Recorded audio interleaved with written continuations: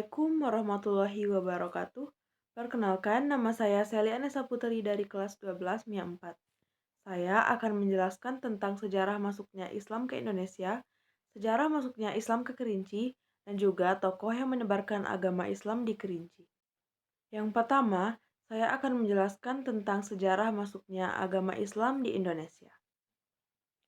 Ada beberapa teori dan pendapat yang menyatakan kapan sebetulnya pengaruh kebudayaan dan agama Islam mulai masuk ke Indonesia. Yang pertama, sebagian ahli sejarah menyebut jika sejarah masuknya Islam ke Indonesia sudah dimulai sejak abad ke-7 Masehi. Pendapat ini didasarkan pada berita yang diperoleh dari para pedagang Arab.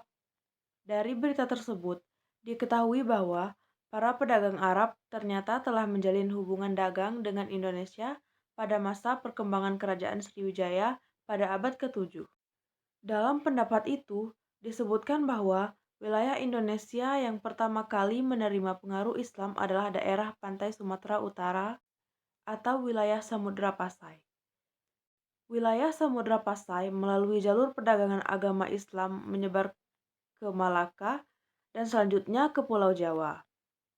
Pada abad ke-7 Masehi, agama Islam diyakini sudah masuk ke wilayah pantai utara Pulau Jawa. Masuknya agama Islam ke Pulau Jawa pada abad ke-7 Masehi didasarkan pada berita dari Cina masa pemerintahan dinasti Tang. Berita itu menyatakan tentang adanya orang-orang Tosi, Arab atau Persia yang mengungkapkan niatnya untuk menyerang Kaling di bawah pemerintahan Ratu Sima pada tahun 674 Masehi. Teori dan pendapat yang kedua, sebagian ahli sejarah lainnya berpendapat bahwa sejarah masuknya Islam ke Indonesia dimulai sejak abad ke-11 Masehi. Pendapat ini didasarkan pada bukti adanya sebuah batu nisan Fatimah binti Maimun yang berada di dekat Gersik, Jawa Timur.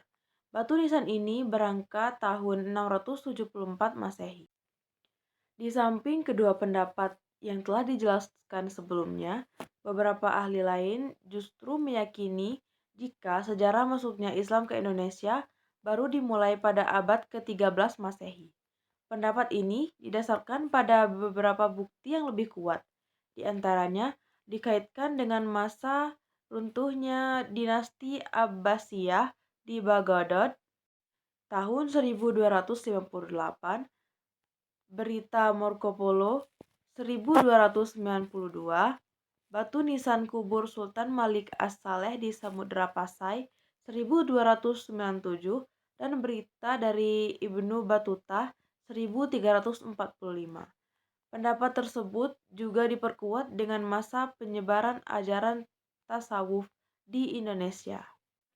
Selanjutnya, saya akan menjelaskan tentang sejarah singkat masuknya Islam ke Kerinci.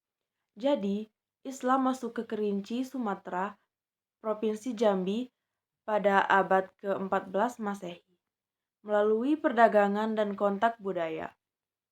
Perdagangan Muslim dari Arab dan Gujarat memainkan peran ulama, sementara pengaruh dari kerajaan Islam di sekitar seperti Kesultanan Melaka dan Kesultanan Aceh turut berkontribusi. Proses penyebaran Islam ke Kerinci bersifat bertahap dan melibatkan interaksi antara budaya lokal dan ajaran Islam. Selanjutnya, saya akan menjelaskan tentang tokoh yang membawa Islam ke Kerinci, yaitu Kiai Haji Yakub Kari dari Tanjung Pau. Yakub Kari adalah murid generasi pertama MTI Jahu, sekolah yang didirikan dan diasuh oleh Syekh Muhammad Jamil Jahu atau biasa disebut juga dengan Inye Jahu. Berdasarkan keterangan istri kedua beliau yaitu Umi Kalsum, Buya Yakub Kari mulai belajar di Jahu pada tahun 1928. Itu berarti tepat di tahun pertama Surau Inyak Jahu di Tambang Jahu bertransportasi menjadi MTI dengan sistem klasik atau kelas.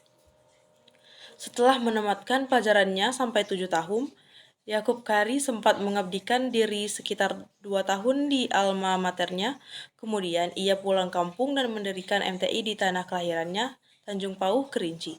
MTI Tanjung Pauh pun mulai beroperasi pada tahun 1937.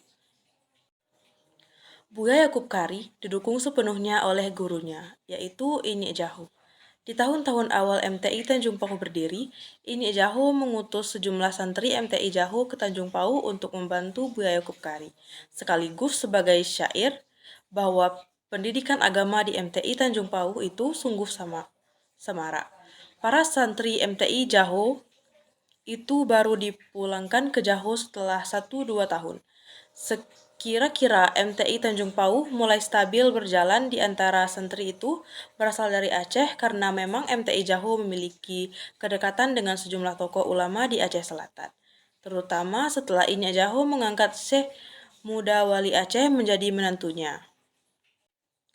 Buya Yakub Kari memimpin MTI Tanjung Pauh sampai tahun 1957 atau kurang lebih 20 tahun.